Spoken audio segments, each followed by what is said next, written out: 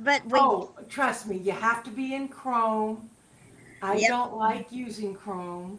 I use Chrome all the time for everything. I don't like it. It's But okay. I'll survive. anyway, We're here. things are going crazy for us. I'm telling you, I'm like, I should have joined Midnight Publishing, what, 6 months ago when you first started? Yeah, A well, year ago?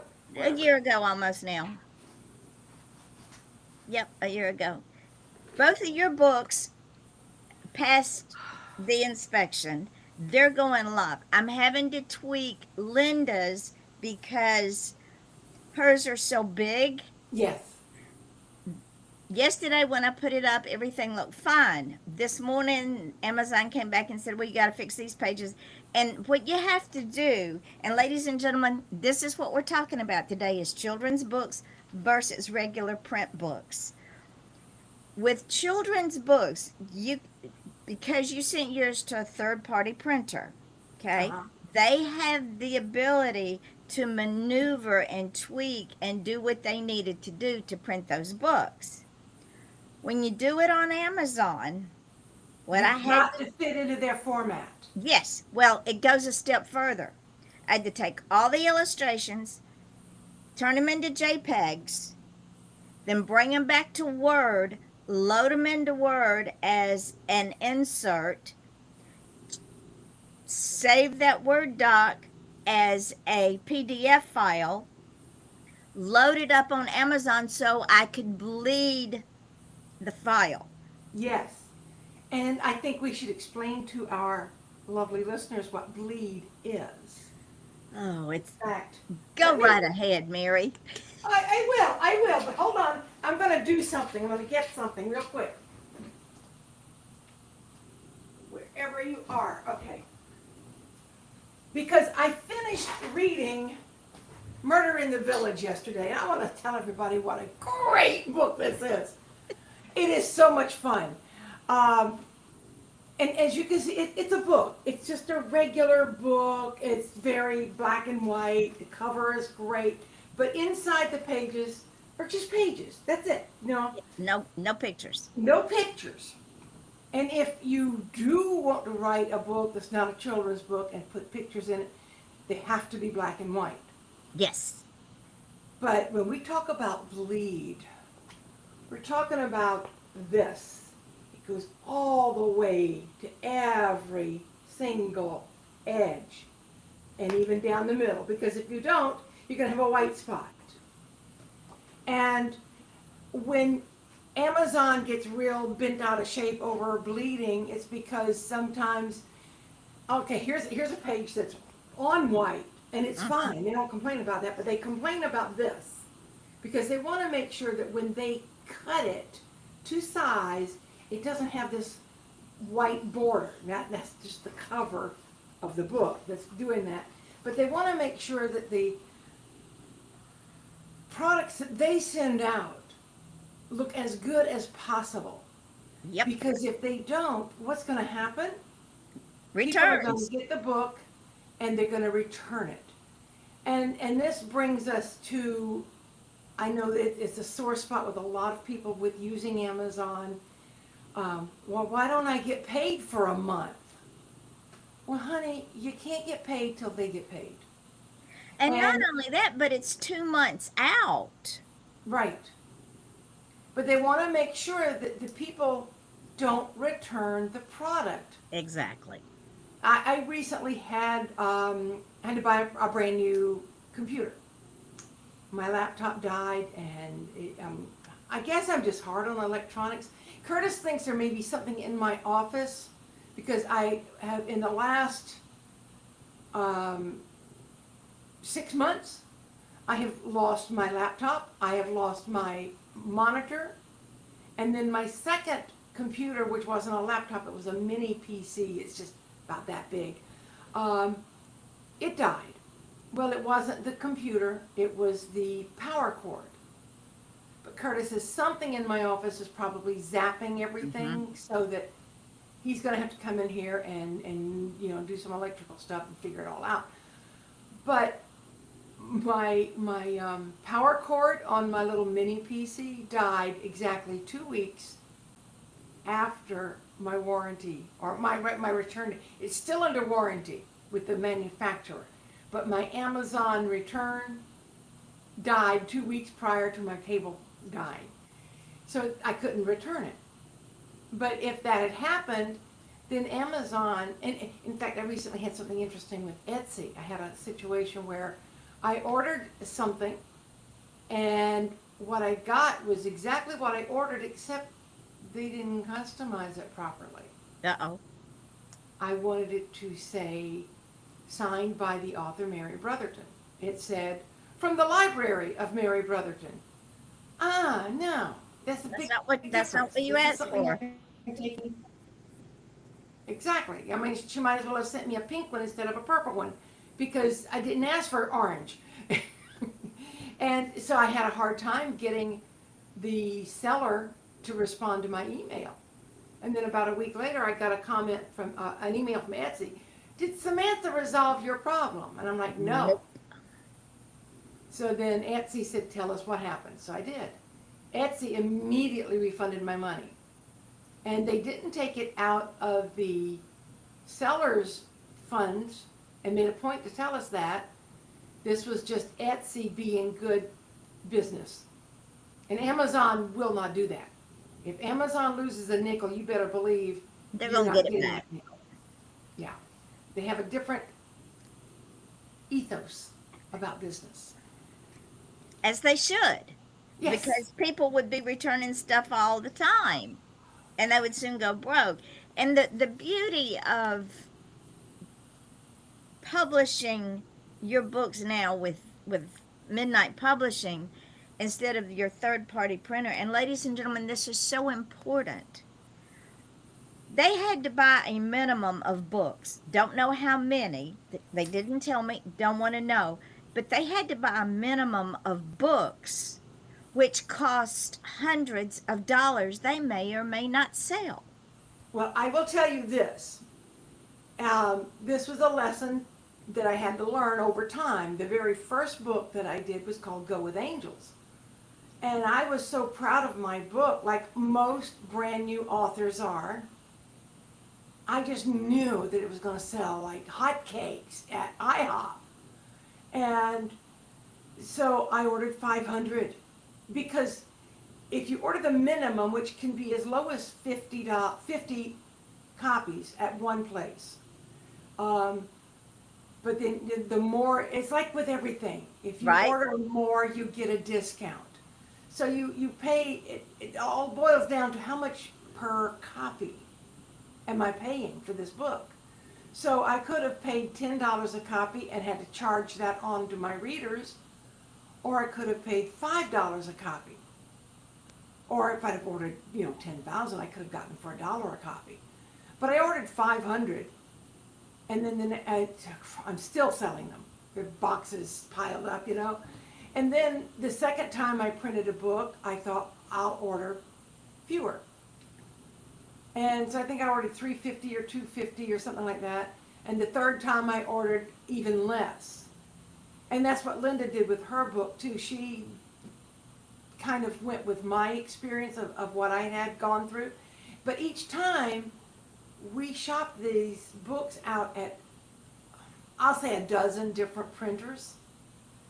And every one of our books are published by third parties, each one different, because today printer A might have a deal going.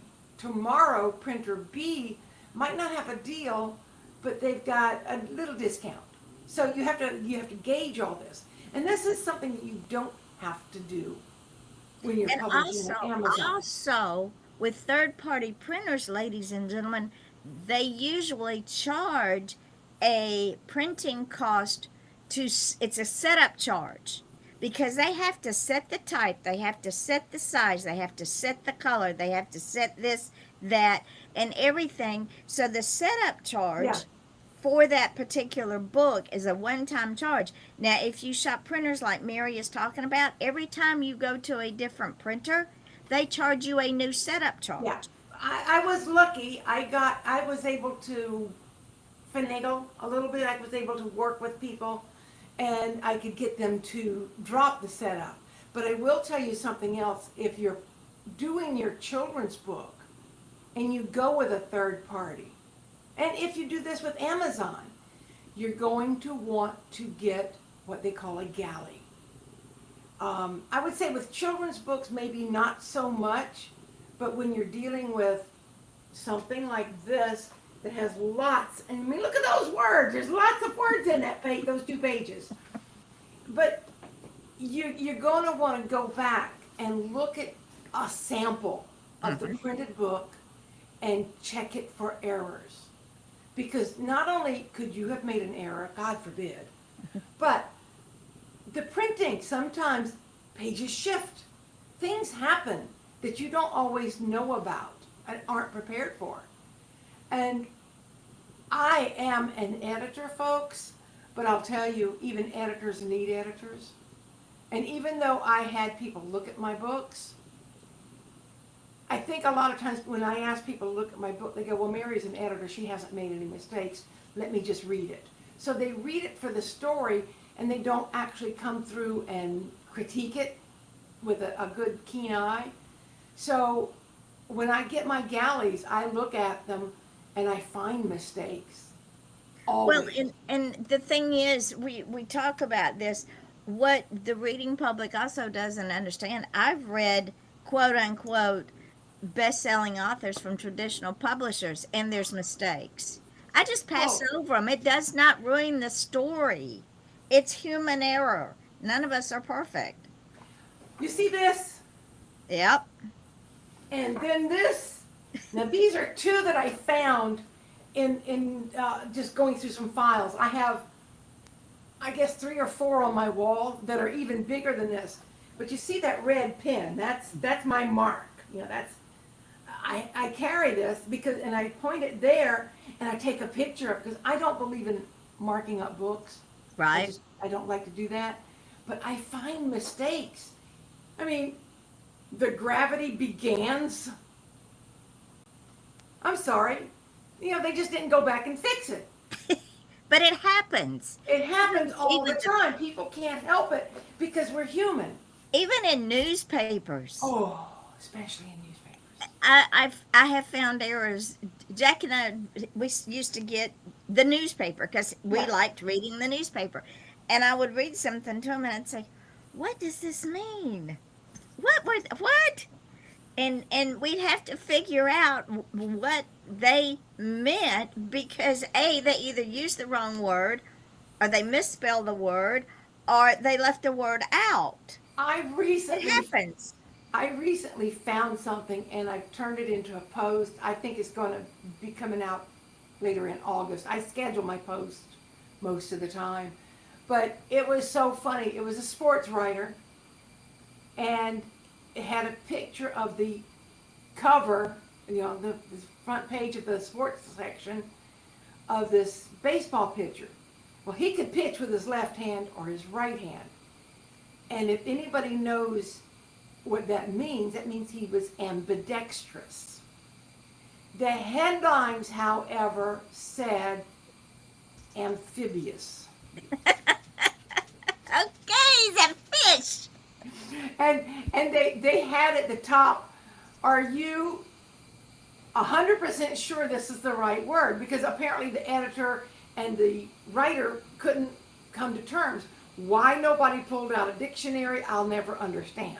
Gotta love dictionaries. But the little taglines on it was, are you sure this is the right word? And the writer said, I'm 80% sure.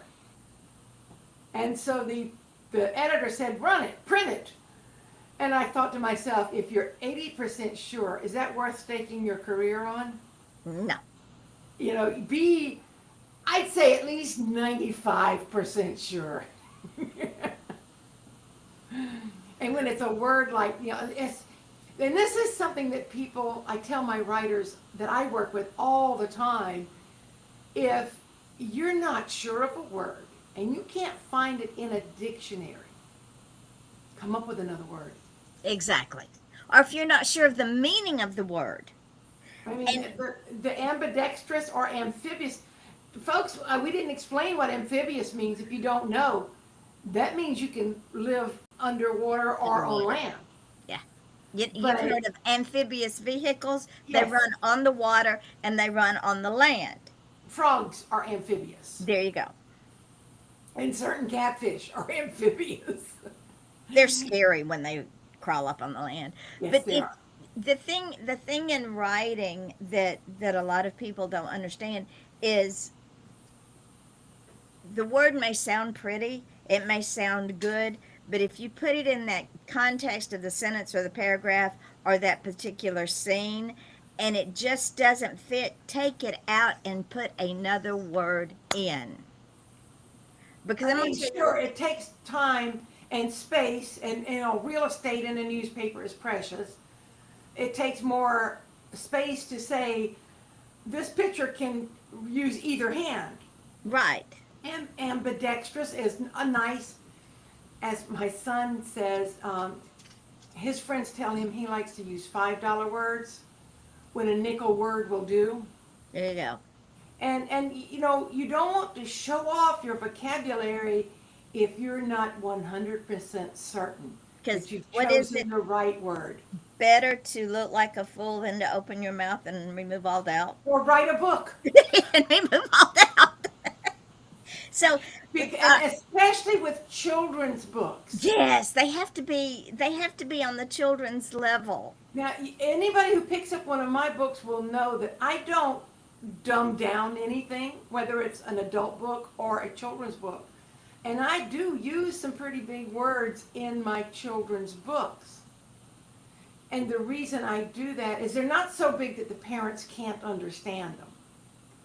And that gives the parents the opportunity to help their children learn a new word. Which But is also, children are not as dumb as we like to think they are. They're vastly capable of handling a lot bigger words than a lot of adults are because we get lazy as we get older. We do. And I had a thought while I was putting the children's books up. This is why I sent you the text message I sent you yesterday about recording the book. Because let's say Mama doesn't have time to sit down and read Little Tommy to Little Tommy. We do the audible, then Little Tommy can sit and hold the book or the Kindle while he's listening to the audible, because this is something that Amazon offers. They offer the Kindle and the audible in a package. Nice. So it teaches Johnny to read, to comprehend, plus how to sound out words while he's looking at the word. And there's something special about having the author read There their is. own work There is. because the author will automatically know some things that a random reader will not. Right. Um, Especially if the author may not have had it professionally edited or may have had it professionally edited, but still there are certain nuances that that the author can throw in that a random reader, Right. because if you're using AI generated, they're going to sound a bit robotic. Actually, Amazon's doing a really good job. As I started out with them doing I heard yours. I with their listened to beta. yours, and how did you find a Southern reader? It's on the list. I love that. It's 'Cause on it was the almost like having you reading it. See, and as Amazon progresses with the AI, Uh-huh. I've seen a difference from when we started with the beta, because they contacted me and say, "Will you do the beta with?" Yeah, of course. Yes. And as I've put more and more books up, the voices are changing more and more human, if that makes sense. And before we move on, Mary's books, her children's books, is Sally's Heart, which is based on a true story about her cousin, and My Angel book, which talks about how there are angels out there, and children see them daily. We as adults, sometimes we get jaded and we don't see the simple things that maybe are angels. I always say We there's don't angels always among us. appreciate the natural beauty of the No, world. we do not.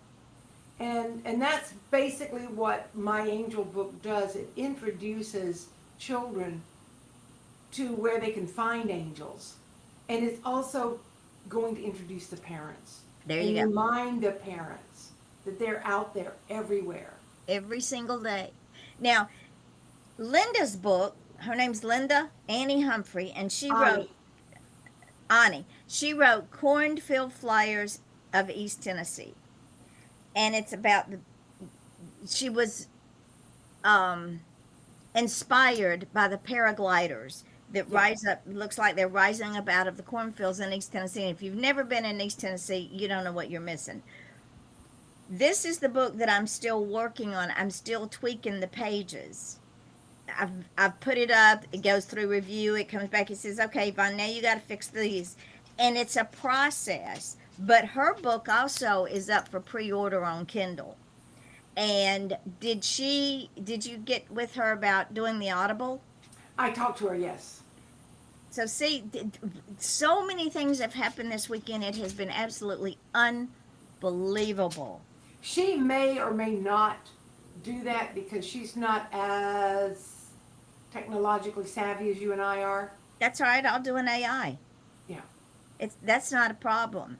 We'll do an AI for her because I'll. It's really a cute book because it's almost a story within a story.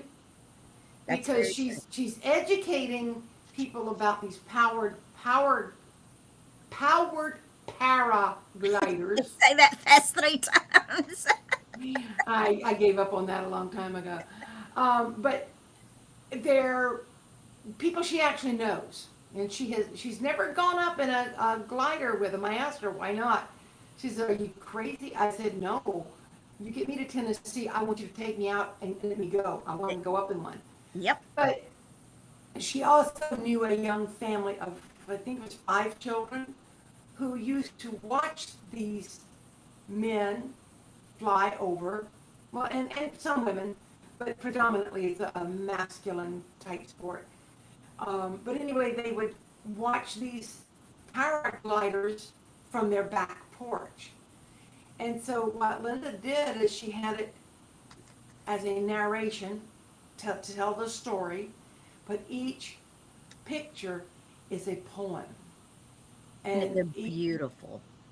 I think I have 2 that are my favorites. I love the spider glider Yeah. because it's so cute and it's from a child's perspective of what if a spider gets on my glider? What do I do? And the other one that I just absolutely adore is Peanut Butter and Jelly Mountain. Oh, that's a cute one too. Yeah. Very cute. But you see, ladies and gentlemen, when when we set out criteria for authors to send us their books, there's a very good reason for it. Extremely good reason. Mary's been in this business a minute too, so she knew what I needed when she sent me those children's books. I needed the PDF file. I needed the pictures. I needed her bio. I needed her headshot because all of that I used to not recreate the book, but to fix it so it would go up on Amazon. Yeah. And And, we and the thing is, the reason I could have sent the PDF to Amazon myself and they might or might not have taken it. But by sending it to Yvonne, she saw my vision for the book. But she also knows that if she has to take something out or shrink something or reformat, she's got my permission to do that to my book. It's not a big deal. And I think it's a very, I'll say narrow-minded person who approaches a publisher. Now, with Yvonne, you've got the world's greatest broadest minded person to work with. But a lot of publishers would say, you're going to do it my way or you're not going to do it at all. That's And if you can't give me what I'm asking for, you can hit the road. Yvonne will work with you, and unless you prove to be extremely difficult. But as long as you do what she asks you to, it's going to be a piece of cake. in fact, we changed. Better to send her more information than not enough. I changed the back cover of both books, and before I did anything with them, I sent them to her and I said, "Are you married to these covers that you already have?" And the first one she said, "Can we change the back to the green on the front?" I said, "Well, do you want to blend in or do you want to stand out? It's your call. That was all I needed to hear. If you want to blend in, we'll blend in. It won't look right, but Oh, okay." do I look like I like blending in with anybody? So the back cover of Sally's Heart is two intertwined hearts because it's about organ donation. And Yeah. the back cover is a brown, which picks up the brown in the front. It picks up the different browns, and the hearts are red, and there's green going up either side. Yep. And then with my angel book, I sent, because on the first run that she sent to the printers, it had her information, and it was too busy for a child. It was, yeah. I mean, if you think about it, this is a lot. It is To a the lot. back of a book. And you don't need that much. Children don't care. They just want to read the book. And so I changed the back cover to show a child sitting down with an angel hovering and said, "What do you think?" And she said, "Go for it." So this is what I do as an artist, an author, a photographer. As I read your work, the book is like characters in my head. It's like a movie. It starts building itself. Yep. And when I did one of Andrea's books that way. Andrea sent me a short story book, and she had the cover. She loved the cover, and so as I'm reading her stories, this cover started building itself. So I sent her the front of the cover that I built, and I said, "Are you married to your cover? What do you think about this?" And I thought she was going to come through the computer. She was so excited. It's a gift, ladies and gentlemen. Do I make mistakes? Of course I do. Sometimes I don't like the cover, so I scratch it and start over. But you have to open your mind. You have to have the ability to open your mind to the possibilities of what you can put together, because the story is the cover is the beginning of the story. The If- cover is what people see first. Exactly. And if you go to Amazon and you're looking for a specific cover or a specific book, you'll find it. But if you just say children's books, oh my gosh. Or if you Thousands. say children's books about angels, children's books about, well, it's not likely you're going to look for a children's book about cornfields unless you've heard about it. Right. There are not that many children's books about organ donations, Nope. but there are some. But if you just look for a children's book generically, you're going to come across hundreds of thousands of They're books. everywhere. And then if you go into a bookstore, you're going to go to the children's department. You're going to see all these books. Your book has to stand out. Your book has to grab their attention. And if it doesn't, it will never get purchased. It will never get read. It'll just sit on the shelf. And that's what I ask And everybody. Do you want to blend in or do you want to stand out? If you want to stand out, we can make you stand out. The people that bought Murder in the Village here in the village, they were like kids in a candy store. They loved the cover. When they saw the cover, they loved the cover because the cover drew them in as to what the heck was going to go on.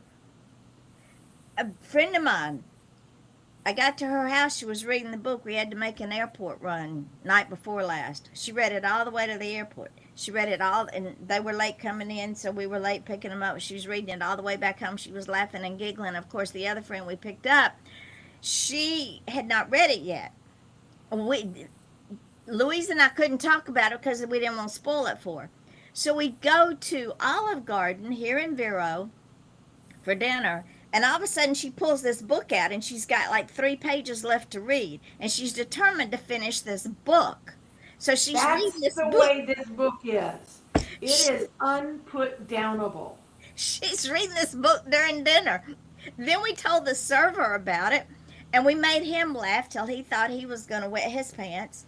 And we were telling him about the drag queens and how they're just a hot mess. And he had to sit down and get on Amazon and look at my books. Oh my goodness. So the the cover is so important. And in this mass marketing where publishers just throw books out there, slap a cover over it, and move on, we don't do that. To me, the cover is just as important Well, as I the want to, I've showed everybody the cover. right.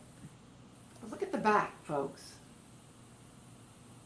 I mean, it's just such a great image, and when you read the book, you're like, oh, that's why there's a lake at the back, or a pond, or whatever you call it, Oh, I understand. And we made up a new genre. We call it a dramedy. And people go, "What the hell is a dramedy?" A It's a dramedy is drama and a comedy, or a comedic drama. there you go. Because it is not all doom and gloom. Because when you add the protagonist, whose name is Greer, she is the main character in the story. When you add her dry wit, and then you bring in my 3 drag queens, love my drag queens. The girls, they're already saying, "Oh, we're going to be in the sequel," and I'm saying, "No, you're not." And they're going, "Yes, we are." Would you stop? You can't do it without them. They are a hot mess You can't have another Greer book without the three without girls. the girls. Without the three drag queens from South Florida. You Yeah, can't. they show that And their first appearances in the Pink Canary. If you want to know about my drag queens, you got to read the Pink Canary because yeah, they drive the train most of the time. But that's true in everything but we you know write, what Marjorie. what I loved about this book was it's not only a drama and a comedy, it's also a mystery. True. It's a whodunit for sure. Mm-hmm. Um, it's a genre bending book, and That it's not one of those big gigantic books that takes forever to get to the plot. I mean, it's like 120 44 pages. pages, 145, my love. 145. 145 pages, real thin, which is why it's easy. But I'll tell you what, I have 2 books that stacked together are not this thick. Somebody gave them to me and said, "Here, read my book. I think you'll love it." Where's my spoon? Because I need to be gagged. It was horrible. This poor fellow thinks he's a great writer. He's not. And That's I sad. I can't even write a review. It's that bad. Haven't gotten through either of the books. They're very thin. And he published them in double space. No, no. Yes. Yes. Oh. And I'm looking at it like it's basically a manuscript, but my God, it's so boring. It's definitely an ego fix for him, but I ended up I haven't burned them yet, but they're close to my burn pile. I don't really like burning books. My son hesitates not a moment. If he doesn't like a book, if it makes him mad, he'll burn it. He'll take it outside and he'll just light it on fire on the driveway. Oh my But word. yeah, he's very opinionated when it comes to books that are bad. But yeah, when you get a book like Yvonne's, it just sucks you in from the minute that you open it. It's like, it's a big straw you're using, but I've been sucked in. Well, And I, you just read and read and read the until you're the done. the funny thing is, ladies and gentlemen, this book, because I don't believe in revenge, I let karma handle things, and because I'm older now and wiser now, and the best way to kill off people that piss me off, because I do not rock orange. We all know I don't rock orange. Mm-mm. No, you're definitely a black girl. Yeah, exactly. Maybe dark gray. Well, I wear grays and browns and navies and deep reds and and dark purples because they're earth tones. But the best way for a writer to help karma is to kill people off in a book. And you would not believe the people that have said, "Why am I not in this book? I can't put 50 people in a book." I said, "I Maybe got next time. sequels coming. Just be patient. You'll show up." But the the book opens with a punch, does it not? Oh, definitely. And when you put the protagonist with this sardonic wit in there, and you have a detective with a name that only us children from the boomer age recognize and understand the joke behind his name, and some of the things that happen in the book happen to me in this village, and folks know But it. that's what makes it so believable. Yeah, Is because things, you pull from reality. you do. You know what's scary when you write a memoir, somebody reads it and they go, well, this didn't really happen. I Yep. was there, it didn't happen.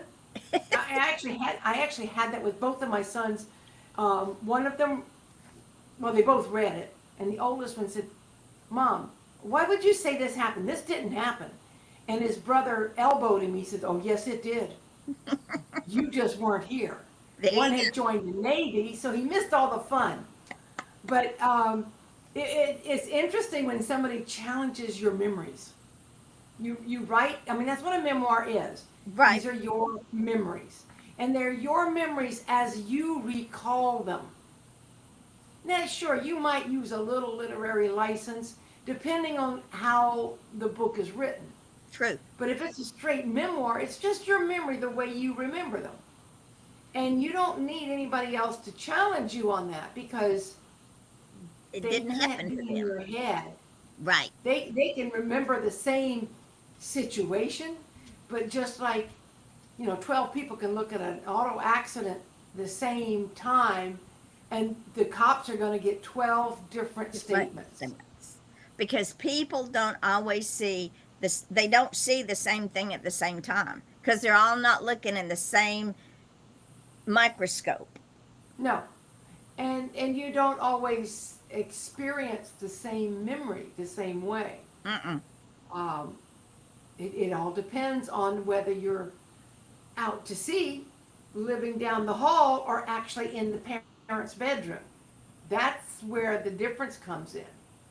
And perception is a huge part of a memory. One person's perception of an incident is not the same as another person's perception of that same incident. And No, because especially in my situation, you've got a mother and two children. They may correct. have been grown-up children at the time, but they were still offspring. And that gives it a different Meaning. perspective, is the only word I can And they think were of. different, they were different point of view. ages. They were different ages with different maturity levels. So what one Yes. child perceived it as one thing, the older child may have perceived it as another thing, and it's really not what happened at all. Because they didn't see the entire picture. They only saw And snippets then of the and you've got picture. different personalities to bring into play. You've got one who's super independent, very charismatic. I'll do it myself, and you'll follow along. And then you got another one who's a little less evolved, I guess is the word I'm looking for. They ain't got there yet. Yeah. We have a lot of those here in the village. There's a line in the book that said, years ago, most villages only had one idiot. This Oh village yes, has I an love idiot. that. That was good. Can't help it. It just, there's It just so comes out. much to work with here.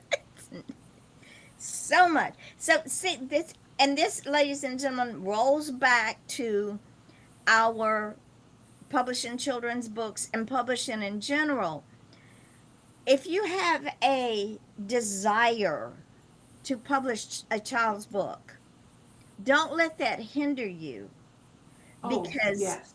you say, well, I don't have an illustrator. Let me tell you what, ladies and gentlemen, we now have so many avenues to create illustrations. The back of Sally's Heart, I went to Copilot and said, please create me a back cover for a children's book with double hearts.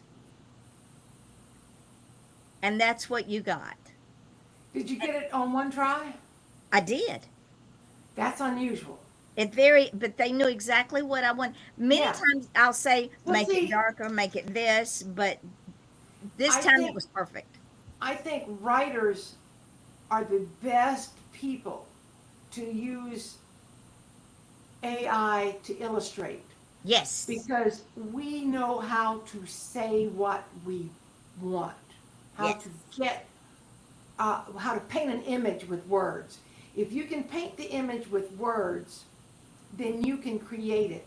My angel book that I showed you earlier, it was illustrated completely by AI. And if I can take just 5 minutes to segue how I got into that, because Absolutely. I'll be honest, I've got probably another 5 children's books, either ready or almost ready to go.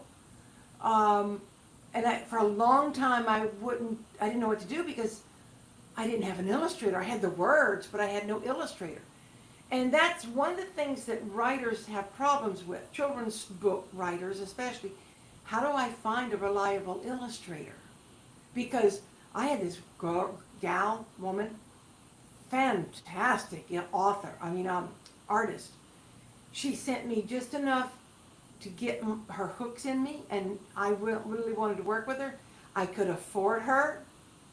And then she said, I've had second thoughts about this. I don't think I really want to be known as a children's author, illustrator. Why? Like, I asked her that. She said she wanted to be known as a manga artist. Well, I don't care. We'll turn this book into manga art. I would be happy with manga mermaids. It would have been happy. But anyway, she just backed off, and I don't want to stereotype, but it's been let me not even go that way. Linda Humphrey. She had an artist, had her in the palm of her hand, and Linda had already paid her several $100s, and she just said, I don't think I want to do this anymore. And I Linda hope said, she I would refunded be her willing money. to pay you double what I've already paid you. And the woman said, no, it's not worth my time. So I was really at a crossroads when it came to how do I get my books published. Now bear in mind, my first children's book, I wrote it, God, I have to stop and think. I've known Curtis for almost 30 years, and I wrote this book before I met Curtis, so it's at least 30 years old. Right. And, then I got the inspiration. Y'all know I talk to dead people, and they talk back. We But both I do. heard a voice tell me one day, I want you to write a book about angels for children. It was 2 weeks after my very first memoir came out. And so I said, oh, that's a piece of cake. Children's books, yay! So I sat down and I started writing, and I scribbled out 8 lines. And when I got to the period after the 8th line, it was like shutters came down. There was nothing there. And so this went on for 2 weeks. I'd pick up because sometimes I do better with pen and paper, sometimes I do better with keyboard. But I tried everything, and for 2 weeks I got nowhere. So I went to my little prayer corner, and I said, look, dude, because that's what I call God. Sometimes I call him Gus, God, universe, spirit, source, but usually it's dude. So I'm like, hey, dude, you told me to write this book about angels. I can't come up with more than 8 lines, and they don't really sound like a children's book. Clear as day I heard, paint the pictures and the words will come. Well, dude, I'm not a painter. I am. I mean, God knows that I love painting. And I do stuff like this, abstracts. Right? Because nobody can look at that and tell me I did it wrong. I did it right because it's mine.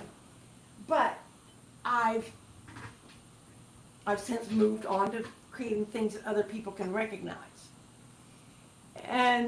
But I worked on these images for 6 weeks. Every night I had an alarm on my phone so that at 10 o'clock at night I would go paint, and I'd paint for 2 hours. And I've actually sold 2 of those paintings that I made during that time. And my son called me on Christmas Day. I remember it so clearly, just to wish me Merry Christmas. And I told him what I just told you, and he said, Mom, you should use AI to paint your pictures. What? No. Why would I do that? How would I do that? Where would I do that? I can't afford AI, because I thought you had to go out and buy the program. You had to go out and spend thousands of dollars to do whatever. And I said, no, I can't do that. He said, Mom, it's free. You can pay if you want to, so that the images become yours. You can have if you pay, you can sell them, basically. Mm-hmm. And so he gave me a program that I could use at the time. I started using it. I started paying for it. And now anybody who knows anything about angels will understand the significance of this. I created 444 images. There you go. And boom, it was like, okay, let's write the book now. And I have knowledge of things, but I also hear these words. So I started going through the images.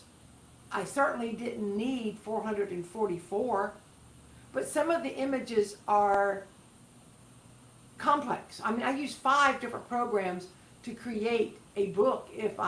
Now I just use Yvonne. I don't have to use 5 programs anymore. She can use what she wants. I use 5 or 6 programs. Easy. And it's because okay. you've got to manipulate the images, and I would take I might take a tree from one picture and put it on another picture, or put it on another page. I did that a lot in Sally's Heart. Sally's Heart was illustrated by a human.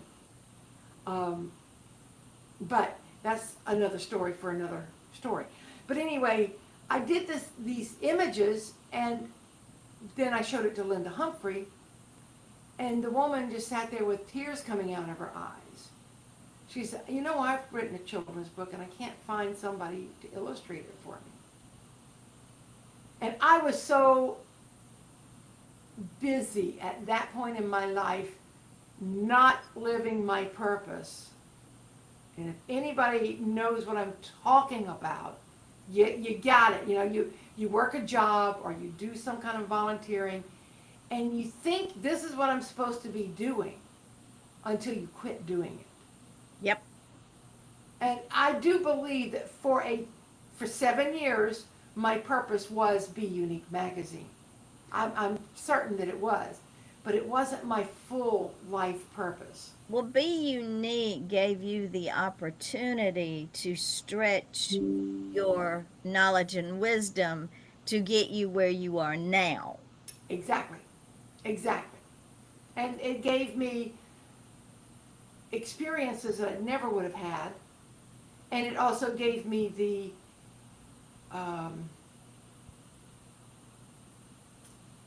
I don't want to say experience or knowledge, but yet that's what it boils down to be able to say, Yvonne, you're doing something wonderful for writers. I want to be a part of that. And to, throw my books into your ring and say, park me in your stable, Mama. Because when we started this, she was looking for agents. I didn't push her. I never Nope. even asked her because it was her decision to make in her time.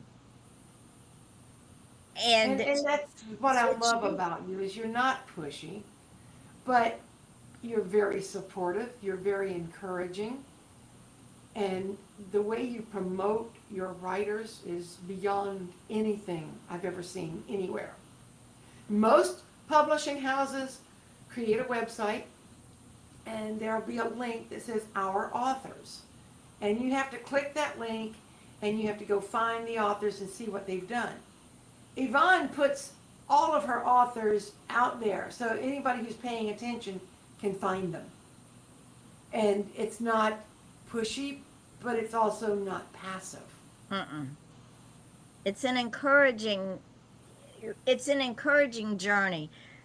It's like I've said before, so many people when I started this journey 20 years ago were so supportive. And we were on a journey, ladies and gentlemen, that if we could have been stoned, we would have been.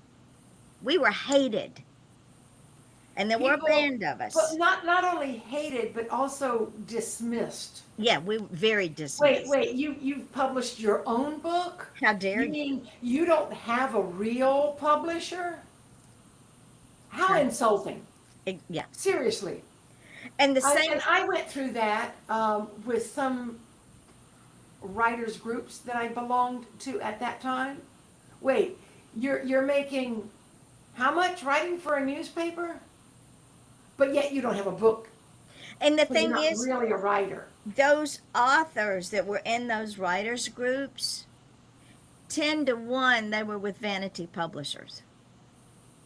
Now, if you don't know what a vanity publisher is, I will explain it to you. A vanity publisher is a publisher that says, I will publish your book for $0. However, in order to do that, you have to agree to buy 500 copies of your book in order to make up for what it would cost me to publish your book. Mm-hmm. Granted, time is money. I spend, Mary knows, I spend from the time I get up until I can't hardly see anymore working for my authors. That is a commitment I made to myself when I started this because it is important to take care of those who have entrusted their craft to me. I do not charge for my work. Time is money, but you know what? God blesses me in so many ways. It is time consuming to get a book, to go through it. If it's not formatted to 6x9, I have to format it to 6x9. If it has all these other things in it that doesn't need to be there, like graphics and subchapters and yada, you gotta make it readable. People don't want parentheses and sentences. Oh They God, really no. They don't. That's one of It's- my pet peeves is parentheses. Mine too. They don't want to have to go back and see where they started from to catch up with where they are. They want a concise, easy readable book. I get all kinds of books from folks, and that's okay. I can fix them. I spend hours and hours fixing them. My sweet little Sherry, who I absolutely adore, her 25-year dream, she sent it to me in Google Docs by chapter with photos. Wanted the photos in color. I said, Sherry, understand that if I put more than photos in this book, it's already huge, but if I put more than 4 photos in this book that are color, people are not going to be able to afford the book. Nope. Because when they do a color print, it costs. Yes, it does. So you have to take all that into consideration. Once I load that book up on Amazon, I have to wait 24 hours for them to review it, and then they either say, "Oh yeah, this is good. It meets all of our requirements," or they kick it back and say, "Well, you got to fix this, you got to fix that, you got," and it's okay. I don't mind. Children's books, I'm going to tell you, have been a challenge because when I load them up on Kindle, I don't load them up like I load up a print book. I have to go to a different section, which is called children's books, and they have to be loaded up as JPEGs, one slide at a time. So a 48-page books with 48 pictures, you start with the very first one, you load it, then and you have to load them up one at a time, and then you have to go and look at it, make sure it looks good. Then you have to save the file. Then you have to go to Amazon and load it up on Amazon. Then you check that it looks like it's supposed to when you know how you do the review. If it doesn't look Yeah. right, or if you've got in Linda's book, I had one picture in twice. I had to take it back down, go back, remove the picture, load it back up, save the file, put it back up on Amazon. This is what I do. It is not a click my fingers. Don't you love it? I do. It's a challenge. I love challenges. And when you've got an author like Sherry, who Oh. is, you can see the joy Yes. in her still photos and in her videos. It's just, to me, that is so much fun to just watch her. And you having been a part of bringing that And to the fruition. the reward of her whole dynamic of living has changed. She has a more positive attitude. She feels more sure within herself as a creator of beauty, Yes. which this book is. And to see that change in her, you cannot put a price tag on it. And I'm so proud of her. I'm proud of you and Linda because having the trust to move from having to buy 500 books at one time to, okay, Vaughn, take it and do what you do. And if we only want 2 author copies, we can order 2 author copies. Yeah.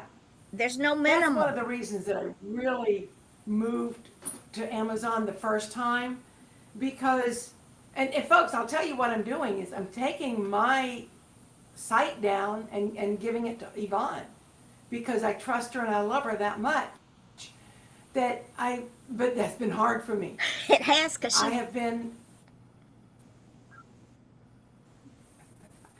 I want to control it. I want to have my little fingers in it. And I've had to come to terms with the fact that I'm a control nut. I'm trying to wean off of that bottle, it's not where I want to live the rest of my life. but the So beauty in Yvonne's this is, helping me achieve that. and the beauty is, I send her things. I don't arbitrarily just go with it. I send her, what do you think? If you're married to the cover that you have, we'll go with it. However, here is the question of the day. You make the decision.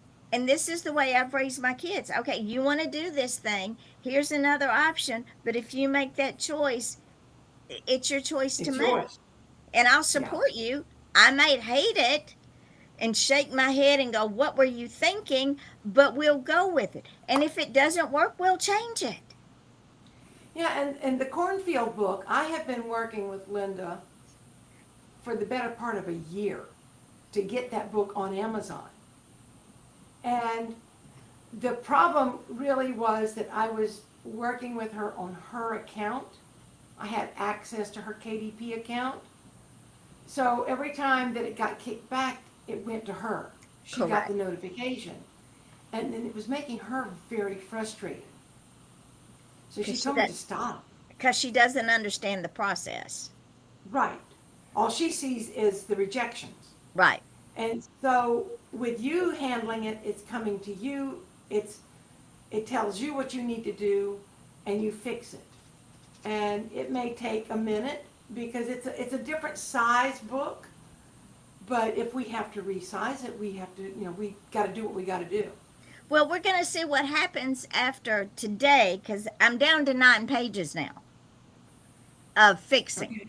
The Yeah. cover's perfect, and I'm down to 9 pages of adjusting the size, the bleed area.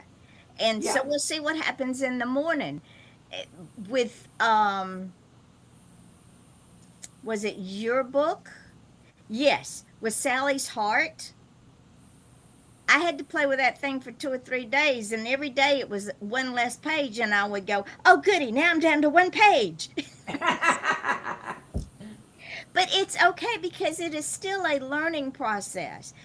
Yes. We, if you want to do a comic book, we have the availability of putting it on Kindle. Yes.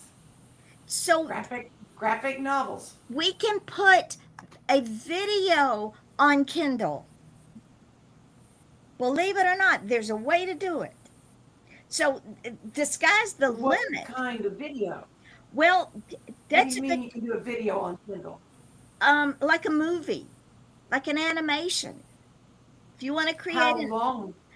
well, that I haven't checked into because it hasn't popped up. It hasn't. Those questions have not been asked. We've not ventured into that pool yet. So, Okay. because we're still playing with the kids' books. But when I was trying to do the research on what I was doing wrong to fix it, it says, "Oh, if you want to do videos, you do that." I went, "Okay, don't, no squirrel today." We're busy with the getting the photos out. I can relate to that. We're not playing Ooh, squirrel butterfly. today. So that's for another day. But we can put animations up. The sky's the limit with us. It's 'Cause I'm already dreaming. here we go. Here we go, ladies. This is how we roll. I am already dreaming about something to do. See. There are ways to accomplish all of our dreams, When and we just have to get out of our own way. we said this at the beginning when we started this show. I ran Blog Talk Radio for many years until they died. She ran her own Blog Talk show until they died, and we were trying to find where can we go to do a podcast. Well, I kept looking, and here we are. It's if you want it bad enough, you'll find a way to do it. I tell my Absolutely. children, if you see a mountain and that mountain looks so high, you wonder how you're going to get to the top. And you try climbing up the top of that mountain and you keep sliding down. You climb up again and you slide. After the third time, you find another way. You either go around it or you go through it, or you hack that mountain down. There's an old adage: how do you eat an elephant? One bite at a time. Yep. This is the beauty of Midnight Publishing. We do not allow anything to stand in our way. I'd never put together a book like Sherry's before, but I guarantee you I learned. Now it's up on all 4 formats because she wanted those pictures in there, and it, it she sent me one chapter at a time. I can't tell you how many times, but we did it, and we did it as a team because that's what we do here. That's what's important, Yeah. is that we're all a team. And getting back to the children's books, I would definitely encourage anybody who wants to work with anybody, but especially with Yvonne, on a children's book, make sure your book is complete. Yes, please. Don't be sending, here's page 1, here's chapter 2, whatever. You want to have the whole book because, like she said earlier, she reads every word. She gets a feeling for what will work on the cover. Now, I'm working on my Faith and Folly, which is another memoir similar to Go with Angels. And I had an idea for a cover last night, and I will sketch that out and send it to you. And then you'll go through the book and go, no, that's not what I'm going to do. Thanks for trying, Mary.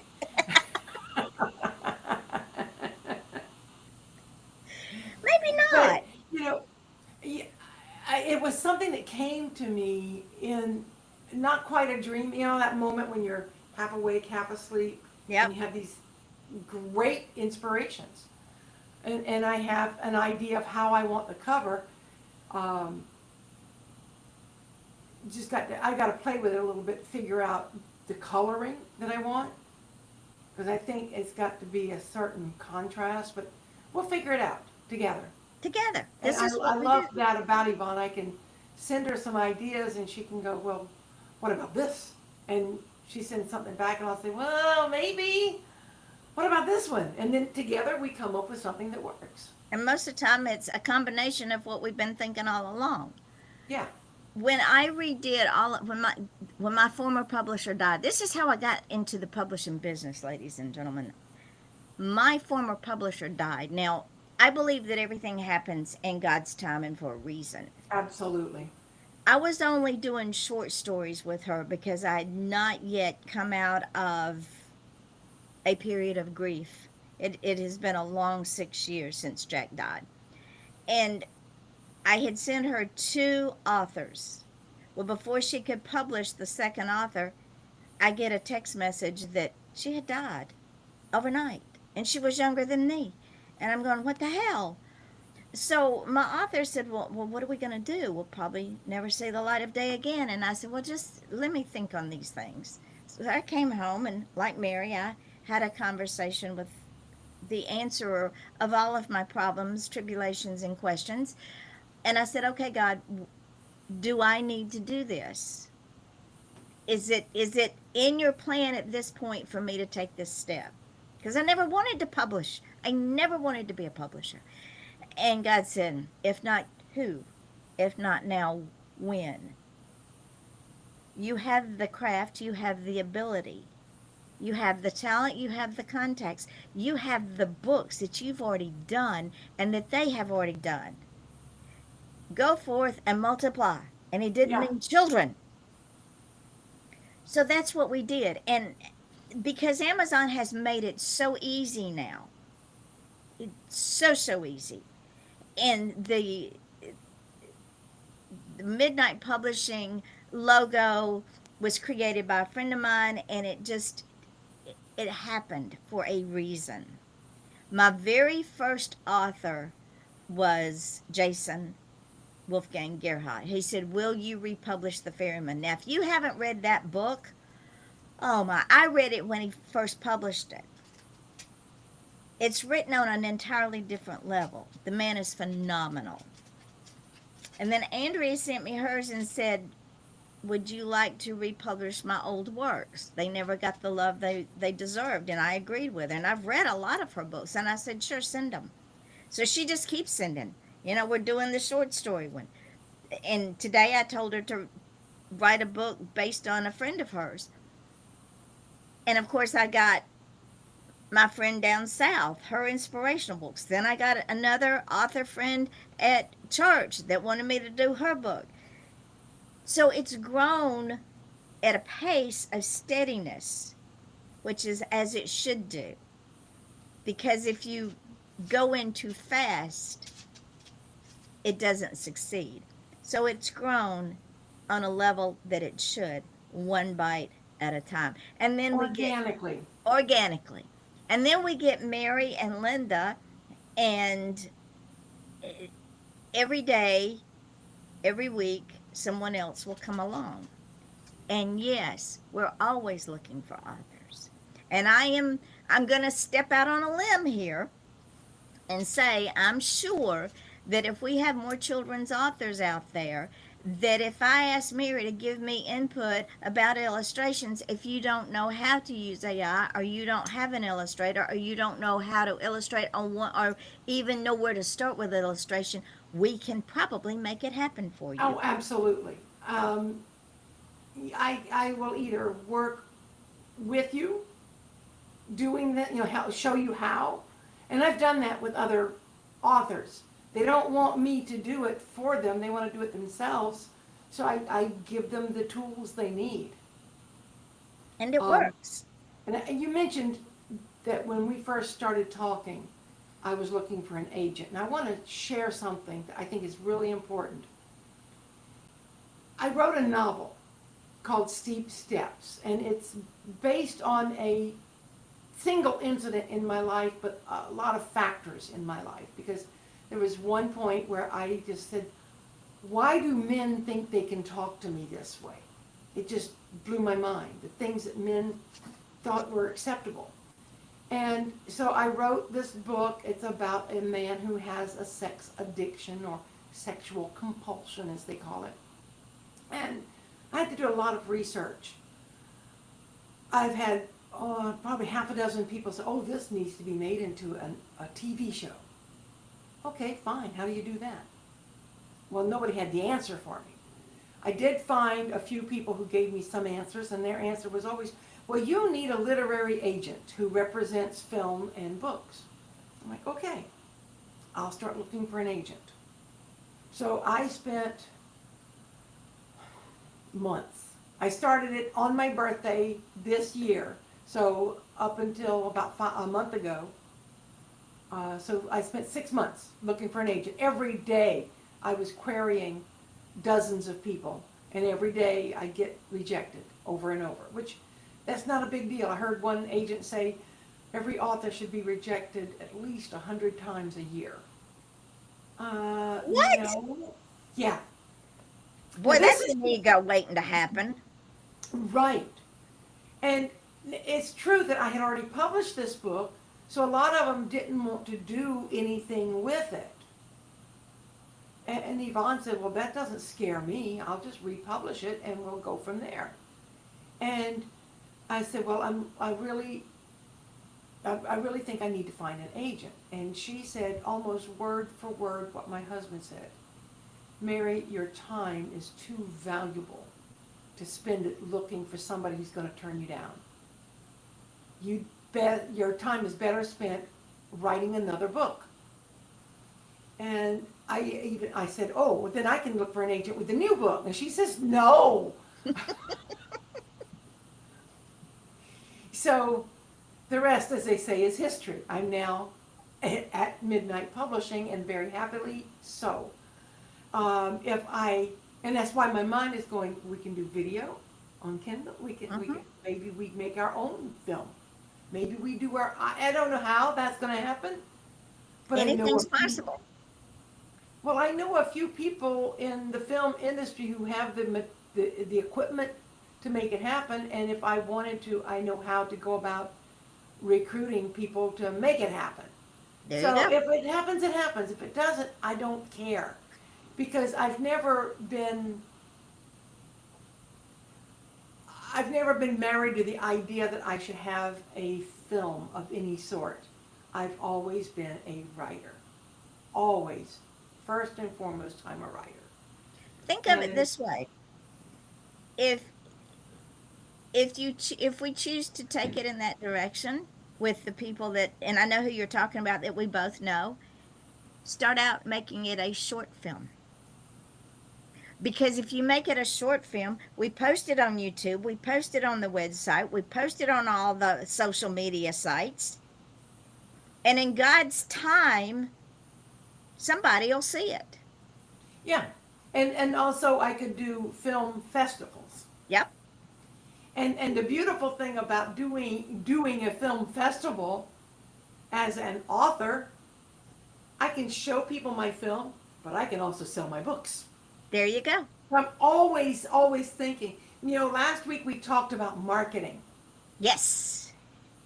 A writer, I don't care if you're an indie author or if you're signed with Random House or Knopf Books or any of them.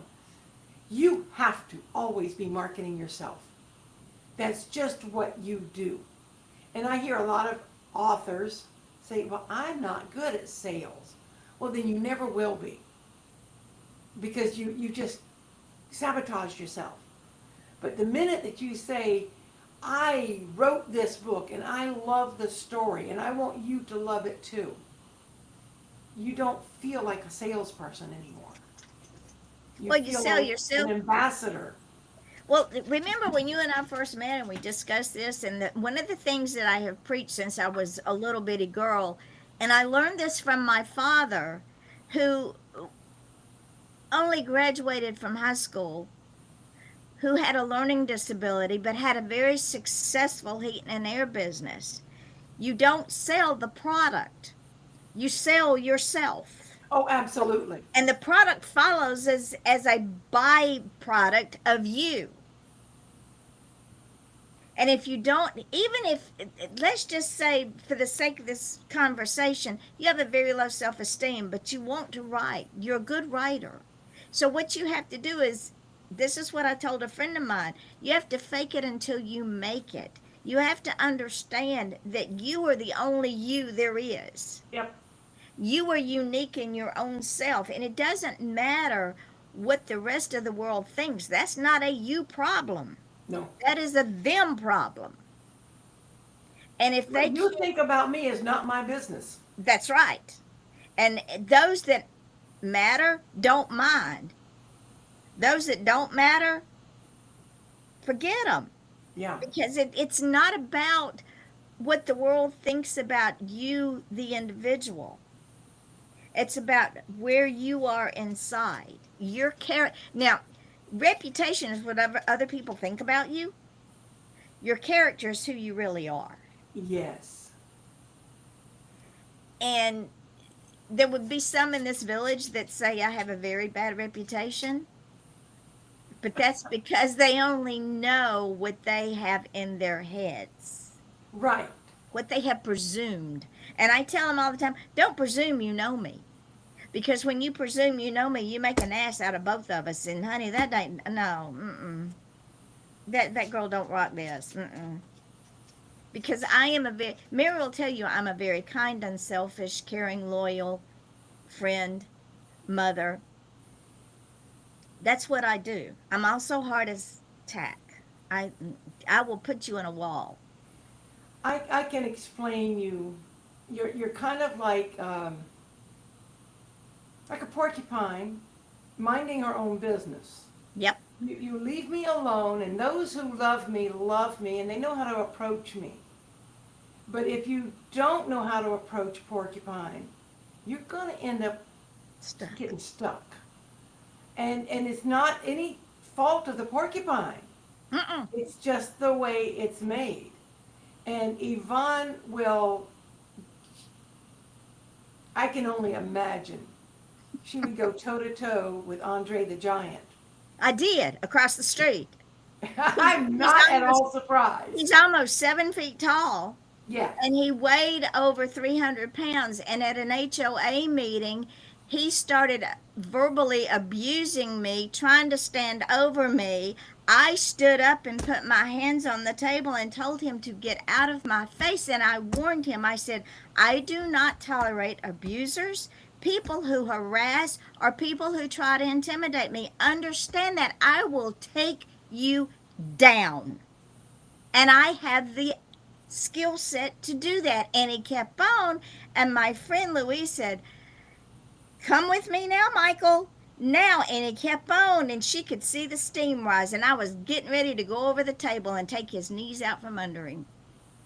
I would have given him a heart attack right then and there, and he'd been deader than a doornail. Like a little chihuahua.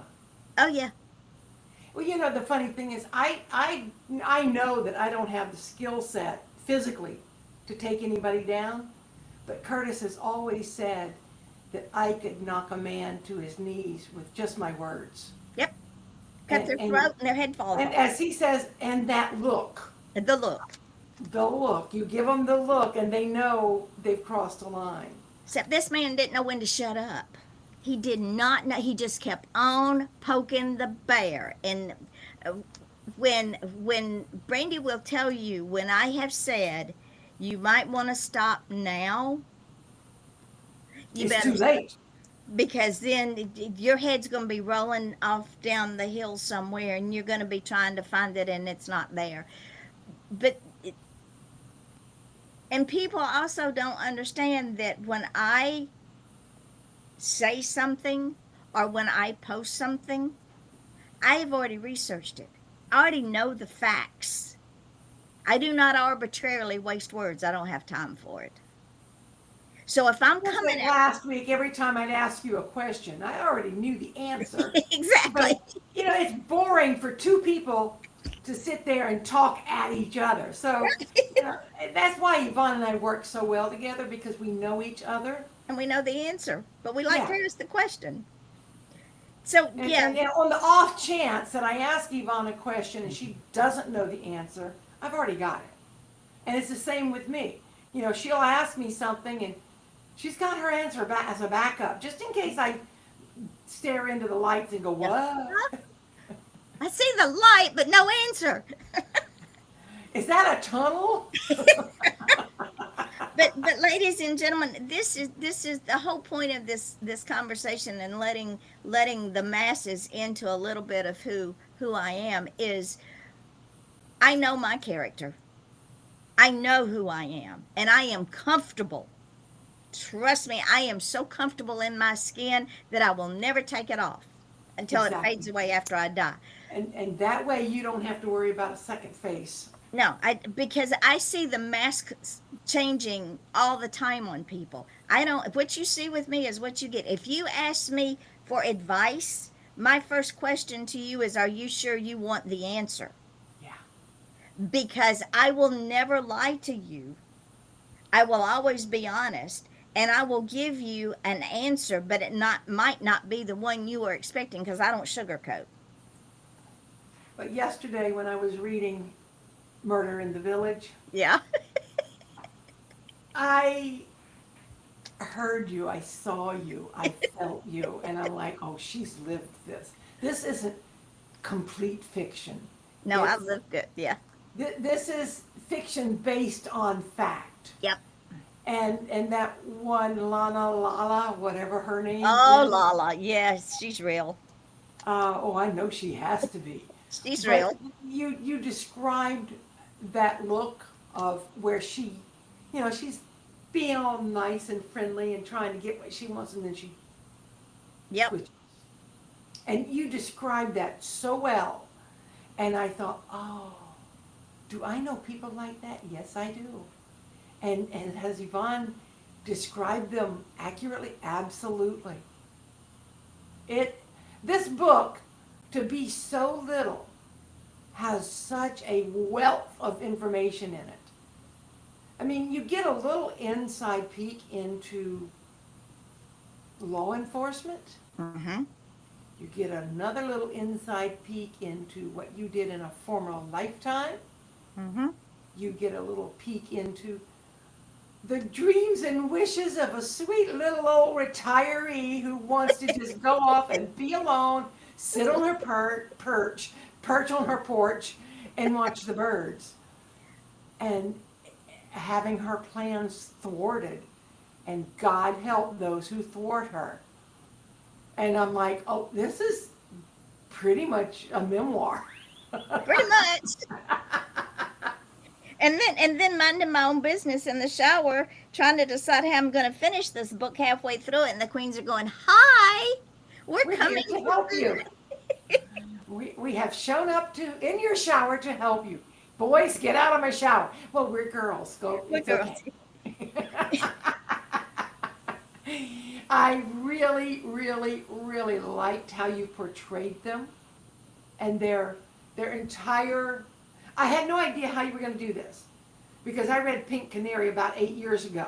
Right. You need to reread it. I probably do, but that was one of the books that you gave to Be Unique when we did our very first event, and it became Yeah. a giveaway. But I'm sorting through these books going, well, before I give this one away, I gotta read it. I knew I had to read Pink Canary. And I'm like, okay, what do she says the drag queens are back. But they're different. They have a different way of presenting themselves this go around. Just slightly enough different. And yet they're still, I mean, my God, Penelope. But you see, they have evolved because they're also in the When Fates Collide series. They're in When Fates Collide Mardi Gras Bound. They show up there. They show up in When Fates Collide Arm Candy, and they showed up in Shady Rest, which was released before Murder in the Village. And in each book, they evolve to the storyline of, and I don't know how I don't do it. They do it. You don't. And this is something, whether you're writing a children's book or adult fiction, when you get into the writing, the words, in my case, they just kind of happened. With a novel, you've got characters, you've got personalities, and you, if you're going to write well, you're going to give each character his or her own unique personality. And they're going to have their own way of speaking. And everybody in this book took on a different persona. But the drag queens, they got to play both sides of the fence. But I just, Penelope, oh, I know. She showed up and showed out. She just We showed up. swing from a different tree. But, it's just the words. I mean, Yvonne's not a drag queen. How would she know this? But Because she- had some wonderful, wonderful mentors who Yeah. are. and if you take the experiences you've had in your real life and you build from there and you talk to these people and say, I'm writing a book and it's going to be starring these three people and I want to base one of them on you. Can you give me some advice? Or you just remember conversations you've had, but you can't say, well, I wrote this book by myself, because you didn't. No, I never write a book by myself. Never, ever write a book by myself. I've been waiting for one of my characters in my sequel to Steep Steps. Been waiting for her to come forward and say, okay, we're ready. And they will when they are. She will when I get Steep Steps moved over. She told me this. She said, you get Steep Steps moved over to Midnight Publishing and we'll talk. There you go. It's because my characters know that I have to work things chronologically and I have to work things, they have to be organized a certain way before I can just jump into it. Just like with my Angel book. I couldn't come up with the words until I had the images. There you go. And then once I had the images, I had all the words. I mean, that book took me 4 months from the moment I was inspired, I had the idea, to the moment I had a hard copy in my hands. 4 months. My first book took 40 years. Mine did too. Steep Steps took 8 years.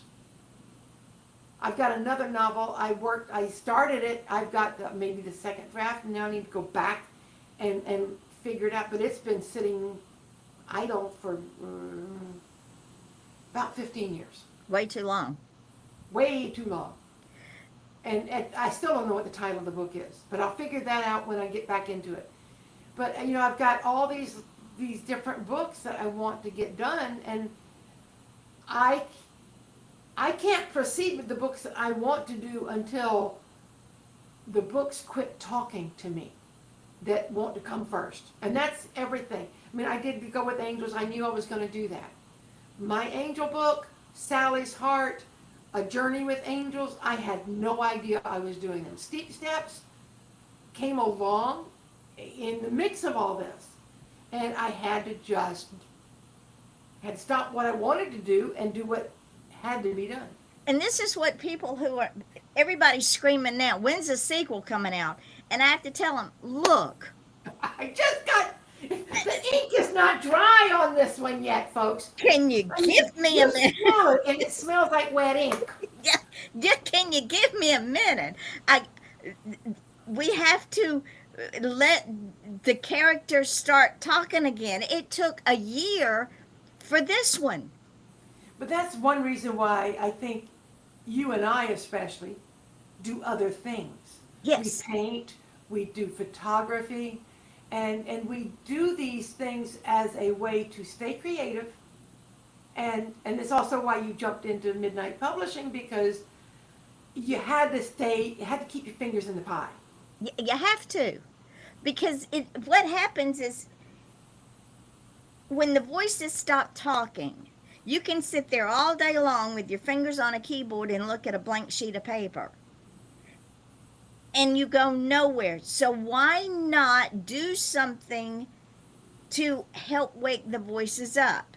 When people say I have writer's block, that's a lazy way of saying I don't want to put forth the effort to change what synapses are snapping in my head. Right. Because this is something that I learned years ago when I was doing newspaper work. In between each article, and I might do 4 or 5 articles a week, but you cannot go from story to story to story to story, especially when they're diverse characters and totally different subjects, without your brain going, I'm on overload. Short Yeah. circuit, short circuit, short circuit, shut down, Well- shut down, shut down. I used to have migraines constantly. And I think I had a migraine yesterday, which was really surprising, but I think it was because I was telling myself what I need to do. I had in my mind, I needed to finish Yvonne's book. I needed to write the review on Amazon. I needed to make a review post about it. And then I needed to do some editing on Faith and Folly. And then I needed to do another painting. And I need. And what does a baby do when it needs too much? It cries. And I don't cry as much as I used to, which is, I don't know if that's good or bad, but I used to be the family crybaby. But last night I was just about to start a new project, and my vision just went from here to started doing this.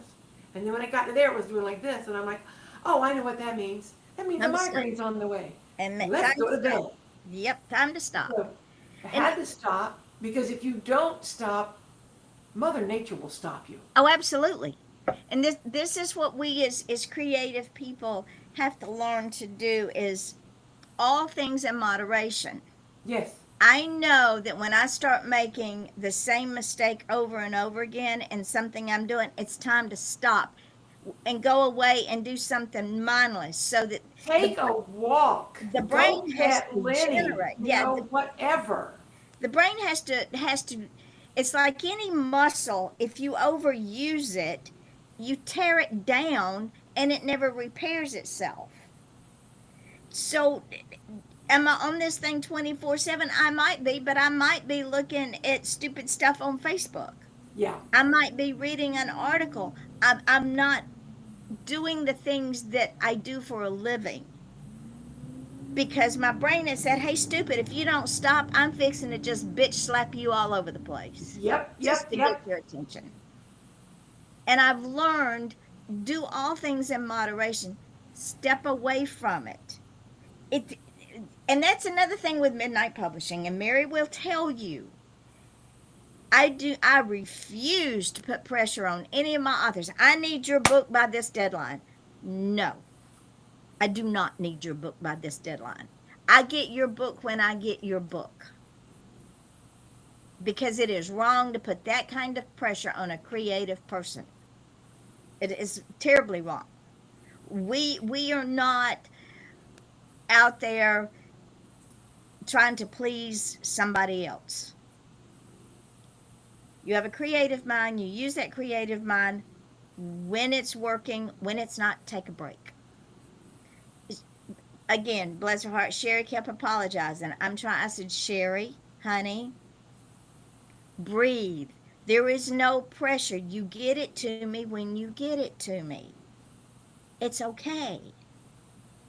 We're not gonna get everybody all Twitter-pated because they think that they have to get it to me by a certain date. Look, I'm retired.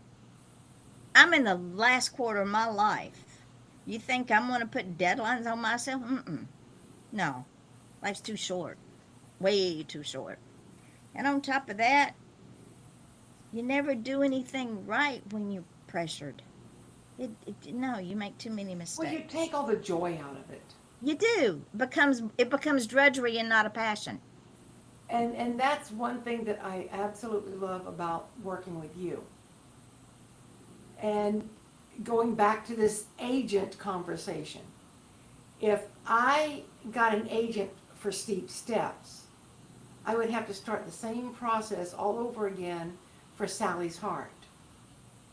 And I might have to start again for angel books because everybody doesn't believe in angels and everybody doesn't want to publish books about angels and everybody doesn't want to deal with children giving their organs because, you know, Correct. that the only way that happens is through death.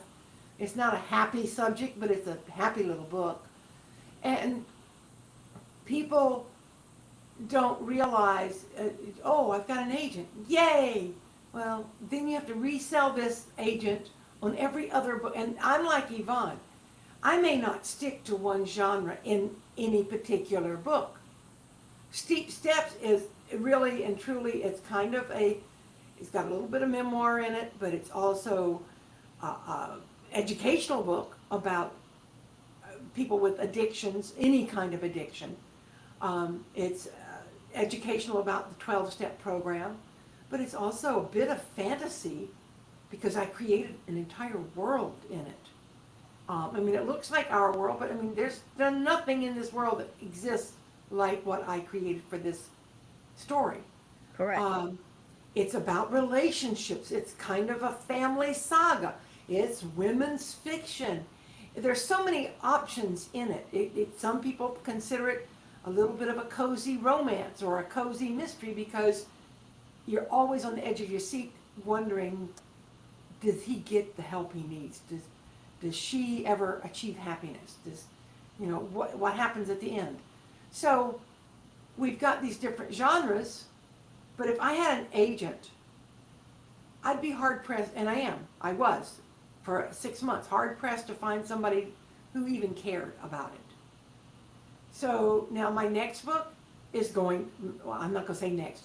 One of my other books is about human trafficking. That's a whole nother beast. It is. And that is not something I chose.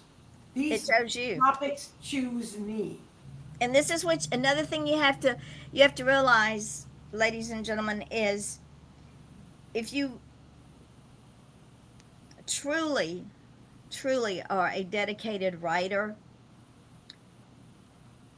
the subject matter chooses you based on your knowledge, your experience, your life experiences, your maturity, your knowledge of the world, your professional experiences, and allow that creative juice to flow. For instance, if you had a degree in zoology and you were a general manager of one of the nicest zoos around, the storylines would just go crazy for you. Allow that to work. Think about what you have done in your life, what you've experienced in your life, and just jot down notes. And I say that because last night I called bingo here in the village at one of the clubhouses that those people like me. Every other Tuesday night, and what I see you laughing. The House of Yvonne. Yeah, there you go. And a gentleman came up to me. He says, "You're an author, right?" I said, "Yes, sir, I am." He said, "Well, my children want me to write my life story. They're Italians and they have a very storied history, and the children want to know that history." He said, "I'm not a writer." He said, I've written several pages and I tear them up and throw them away." I said, "That's your first mistake." I said, "Do not throw anything away again." He said, "Well, I ramble." I said, "That's okay. Just write. Doesn't Oh, matter if sometimes that rambling is awesome. don't worry about it making any sense." And that's what I told him. If you get off on another tangent, that's okay. Just write, because no book is ever published on a first draft, Oh God, no. not even on a second draft, because I think the only people that manage that are the people we've talked about before, and I'm not going to mention their names today, but they use a formula.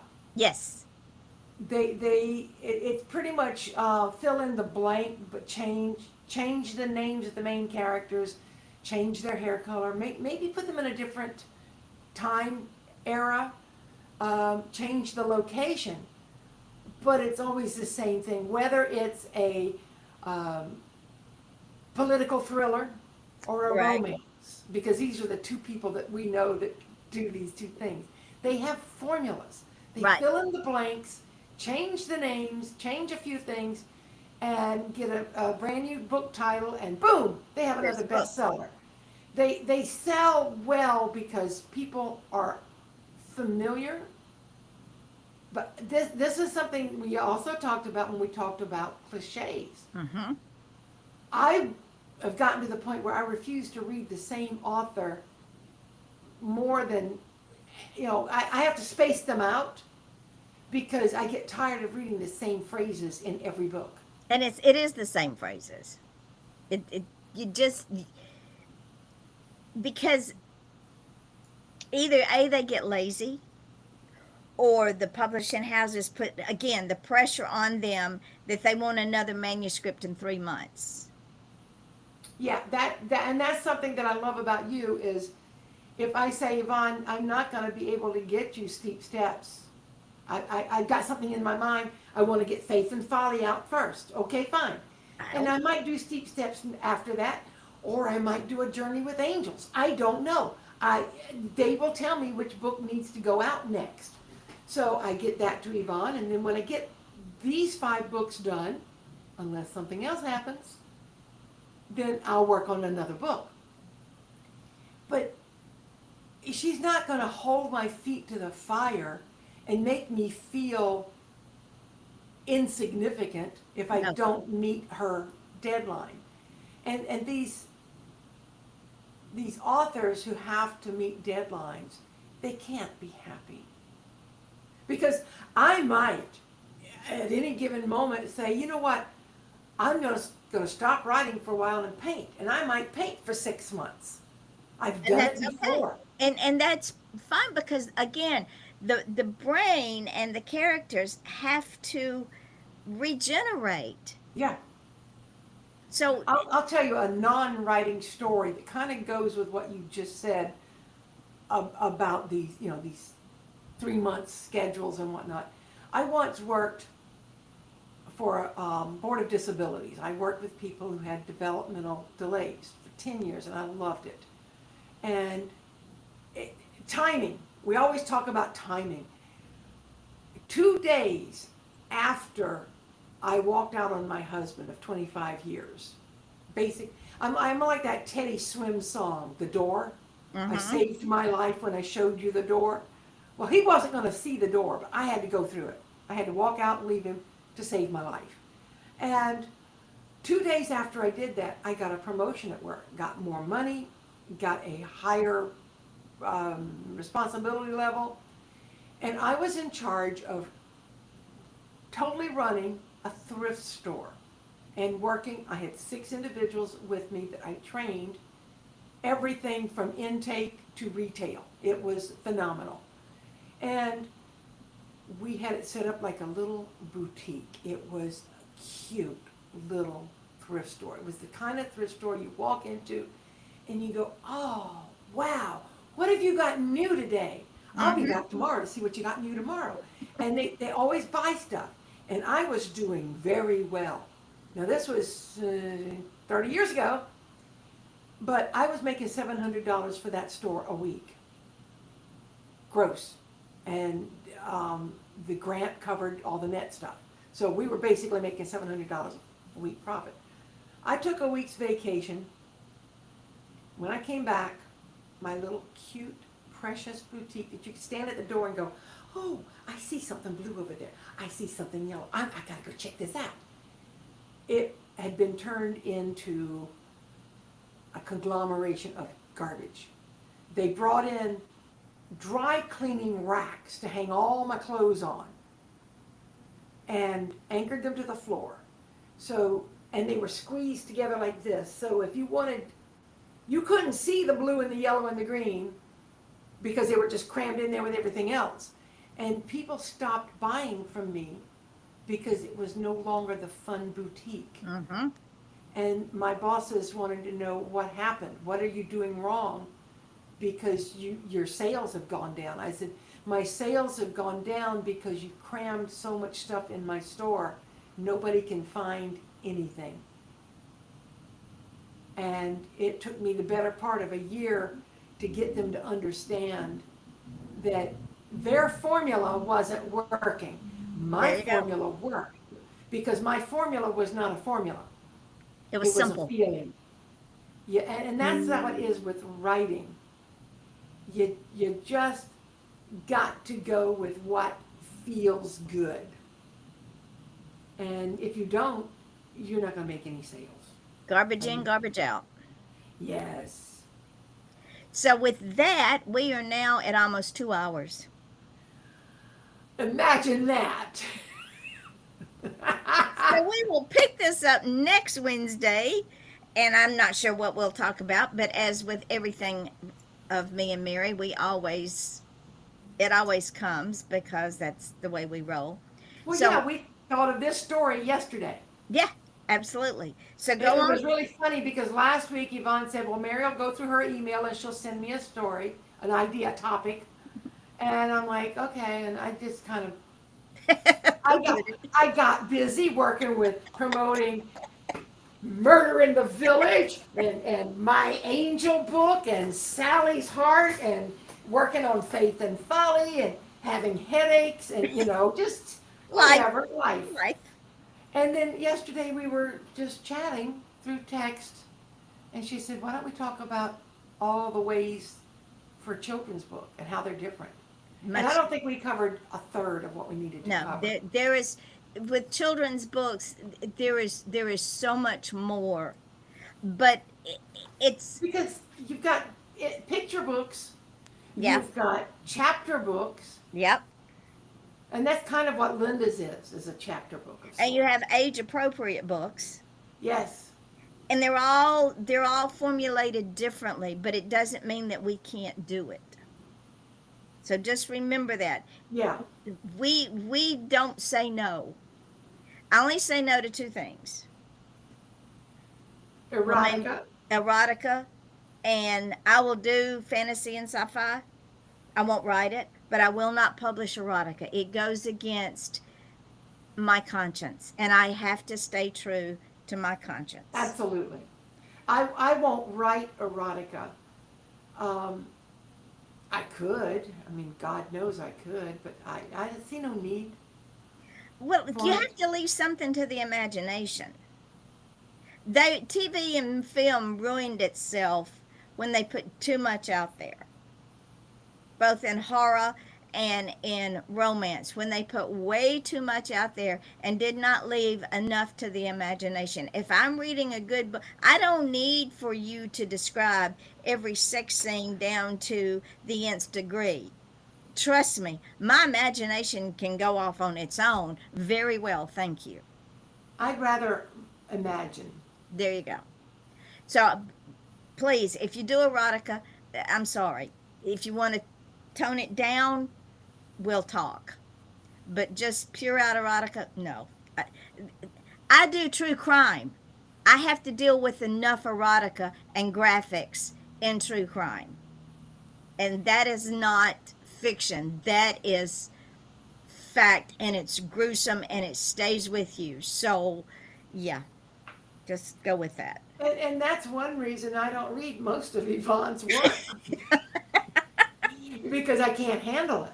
She doesn't read my true crime, and it's nothing against my writing. It's No, against it's it's the just the fact that it subject is. matter is more than my heart can handle. It's gritty, it's real, it's brutal because that is crime. Crime Because is that's not the way pretty. it is.